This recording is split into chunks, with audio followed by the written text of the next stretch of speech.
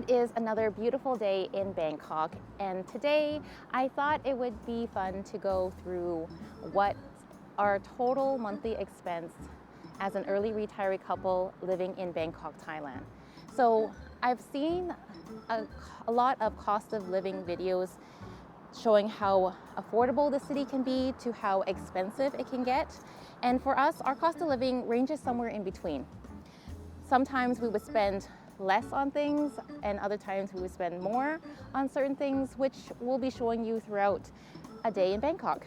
Also, stay tuned to the end because I'll be showing you our total monthly cost of living here in Bangkok. But first, a condo tour.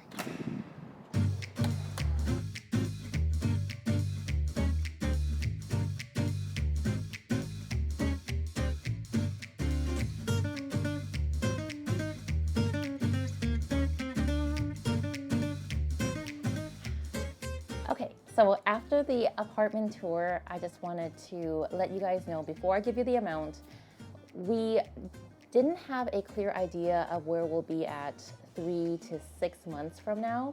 And so we decided to book our accommodations through Airbnb. And I realize it is on the more expensive side, but it does give us the flexibility to be able to move around if needed. Plus, we didn't have to deal with Wi-Fi bills, water bills, and we can have the aircon on 24/7, which is amazing. When we chose this condo, there were certain check marks that we wanted to have, and that was to be near either a BTS or an MRT, which check it does. There is a washer, check, also gym. Plus, it's walking distance to our shopping malls and convenience stores, so all of that checked out. And so the total amount that we paid for this Airbnb is 30,625 baht, which is about $895 USD. Now we're going to be heading over to Central World. We don't have any solid plans as of yet, but you know what? Let's get our day started. So for transportation, we go by BTS and MRT with the occasional Grab ride. And Grab is like the Uber of Thailand. And the reason why we enjoy going by transit is because it's easy to follow and it gets to all the places that we want to go. So for our transportation costs, I wrote it down here. We spend 2,213 baht, which is about $93 USD. And when it comes to transit, it does get quite hectic at times. So since we're retired, we try to go when it's not so hectic.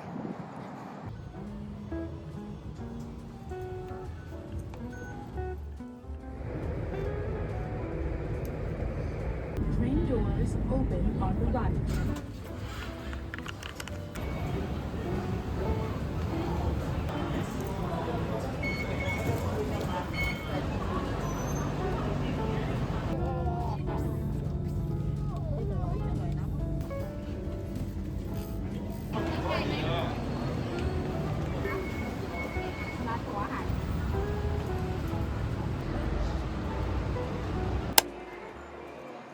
Okay, so we're at Central World right now, and I just want to continue on our talk about our monthly spending, and the next expense is shopping. So basically, this is the biggest difference in terms of the amount of money we spend on shopping when we were tourists to now that we're retired. Back then, when we were tourists, there was only like a pocket full of time that we were there, and we were more driven to buy stuff. Whereas now that we're living here long term, there's not that need to anymore. So for this month, we spent 1,378 baht or $58 USD. So right now we're heading over to grab our first meal of the day.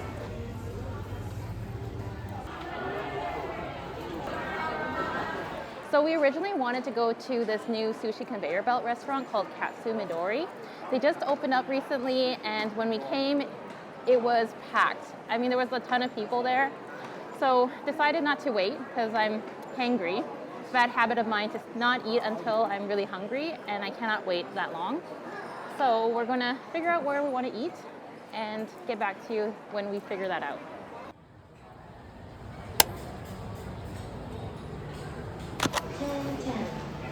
table is ready. Please come to the front. Thank you.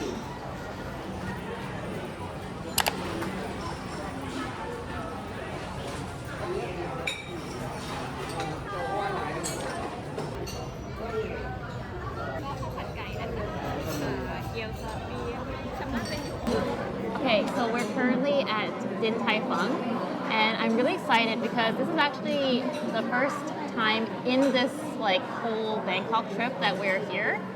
We've gone at least once every trip, at least. Would you say? Once every trip, because I think we really like soup dumpling, and there was not a lot of choices here compared to Canada. I mean, there are a lot of choices, but we like it done a certain way. Yeah. You know, it's funny because Din Tai Fung is really good, but I feel like the soup dumpling back home, it's called Dynasty. I find that that's a bit better than here, but we'll see. I think because you like a really flavorful soup. Yeah, exactly. So I think we ordered 4 baskets of the original soup dumpling, and then we ordered these chili wonton soups, which is, I'm really excited for that one. And I heard that their fried rice is really good, so we got the fried rice with fried chicken on top. So it's going to be a very hearty meal today. Very excited.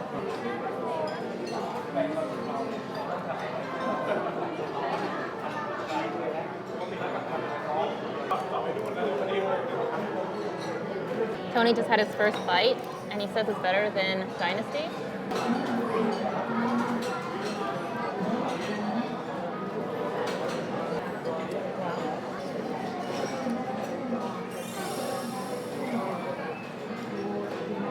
I feel like it's better today than we tried before. Right? Wow. So good today. It's so good. I was just commenting how flavorful the sauce was, and Tony just realized that he put the soy sauce into the ginger, not the regular vinegar. But it's very light, you know. Yeah, always read your labels. I'm gonna try this wonton with chili oil. Not bad. I want to use the sauce on the fried rice. The chili oil sauce on the fried rice. Oh, yeah. I think it'll be good. Yeah. How decadent does this look? Wow. Looks good. Just realized how tiny this bowl is. Like if you look at my hand, it's pretty small. Pouring the sauce in. Sauce and the chili. It'll be good together. Yeah. Just took a bite of the fried chicken. This reminds me of the Taiwanese fried chicken that I usually have back at home. It's so good. I love this dish. That's what it's supposed to be. Am I satisfied? Speaking of food, Tony and I, aside from accommodations, food is our second largest expense. And sometimes we would go to places like our local food court, or we go to a really nice restaurant like we did today, Din Tai Fung. And I think it comes in wave, you know. Some week we might go to food court 7 days a week. Some week we might just eat like sushi 7 days a week. one of the things I found very interesting about living here is that most people prefer to eat out more rather than cook, and that's because it's a bit more affordable and convenient. So Tony initially used Grab to order our favorite Pak Pa Pao dish, and it was very seamless, I found.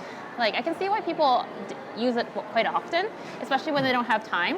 And even if you don't order food, you know, like everything's so close by, there's always something around you. Oh yeah. Food everywhere. Yeah. Like the mall is like 25% food stuff, restaurants and stuff like that. For sure. For food, let me see. Okay, so we spend about, sorry, I'm just reading the numbers.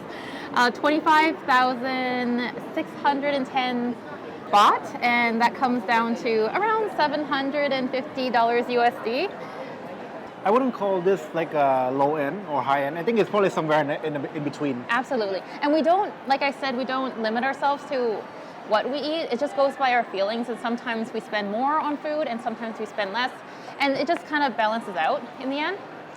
So I am stuffed and really experiencing food coma right now. We're just gonna walk off what we ate and get back to you. Yay, we got it. All right, so for our next category, it would be massage. And for Tony and I, our favorite massage place would be Healthland. And usually when we're there, we get the 2-hour aromatherapy massage, and it's 1,500 baht per person. The price went up recently. It used to be 1,400. Yeah, it did. And back when we first started, it was 1,200. Yep, price has gone up, like everything else. Usually we go like once a week, Oh, but yeah. it's not really like religiously or anything. It depends on the feeling. You know, sometimes we might go once every 2 weeks. Sometimes we might go twice a week, depending. Yes, yes. And we realized that there are more affordable options out there, especially in Bangkok. But for us, we just prefer a more private, clean area to relax. And the customer service has been consistently good for us so far. And I feel like they have like a guideline of how the procedure is. Yeah. And then so it's very consistent. The total price for massage is about 12,000 baht, which ends up being about $350 USD. Usually, I think if we do in North America, just an hour for 2 person is already going to be like 200 plus tax and stuff, probably 250, close to 300 already. I think we've done everything that we wanted to do here at Central World, and so we're going to be heading back home, and we'll continue our talk on our monthly expense there.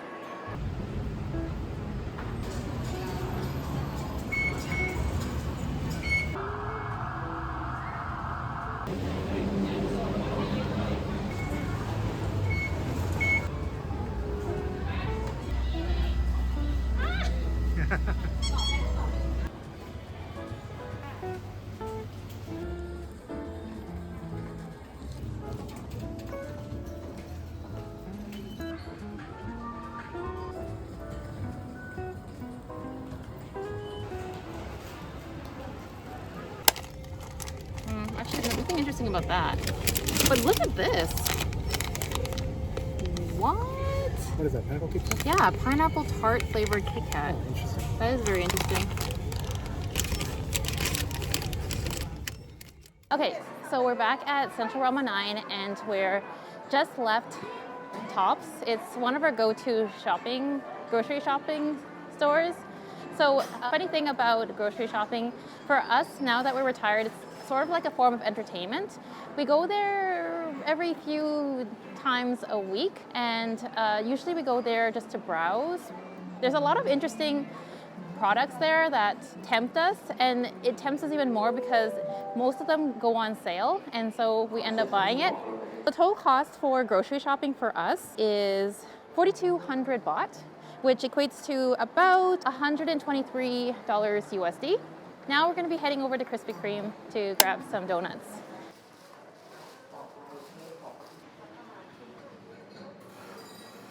We just got our Cafe Amazon, and the next category, befittingly, is coffee. And so basically, yeah, coffee here. Basically, it has its own category just because of how often we get coffee.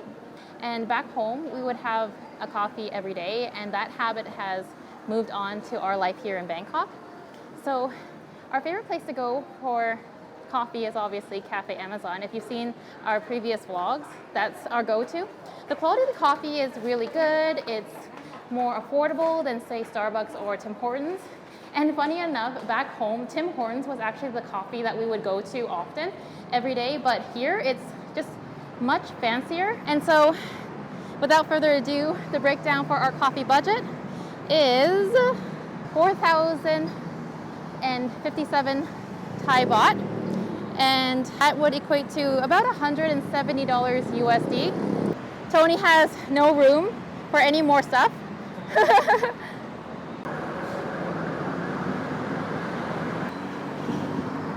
We're nearly home, and I just have to say, as much as Tony and I really enjoy going out, it gets really tiring at times. So every time we head home, I'm just so excited that we're able to go and settle down and relax.